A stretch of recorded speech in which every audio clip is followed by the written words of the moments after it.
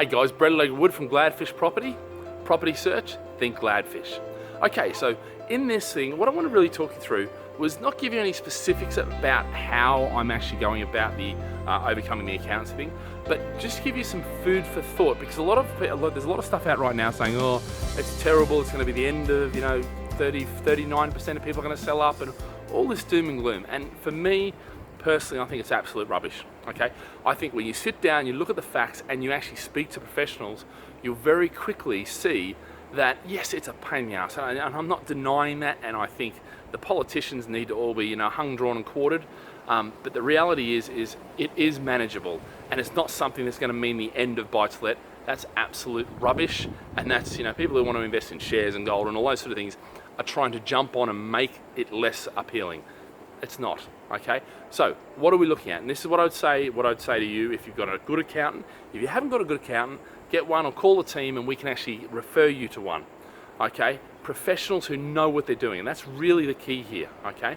So what I tend to find is if you've got buying a new property, it's looking more like you're gonna buy it in a company and get a mortgage in the company. A lot of the new mortgage packages are for companies, okay? That's all fine, it's an existing structure, okay?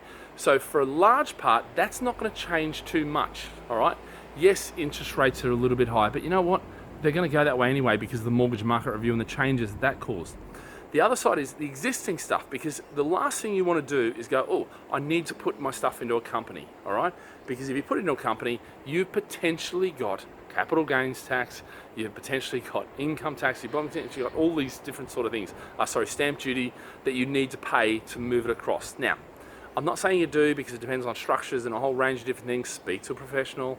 But what I'm saying here is you may want to look at, okay, moving into what's called an LLP, limited liability partnership, okay, with your wife, husband, spouse, partner, okay, and then operating that as a professional company and as if it's a company, okay, and potentially a couple of years later you can then claim the deductions, all right? So there's actually a lot there. So speak to your accountant about that. Or if you're not sure about that, give us a call and we can make the referral, and then they can look at your specific portfolio and give you specific advice. But you are going to have to get that. And yes, it is going to cost you some money. It's not going to be free. You are going to have to restructure. You're going to have to pay some, fees for, setting up the structures and all this sort of stuff. But it's worth it. It's going to save you a lot of money on paying this ridiculous tax that the government has come up with. And it's also going to save you a lot of money on moving across into a company and potentially paying capital gains, stamp duty, etc., etc., etc. So that's just a taster, guys. Have a great day. Live with passion.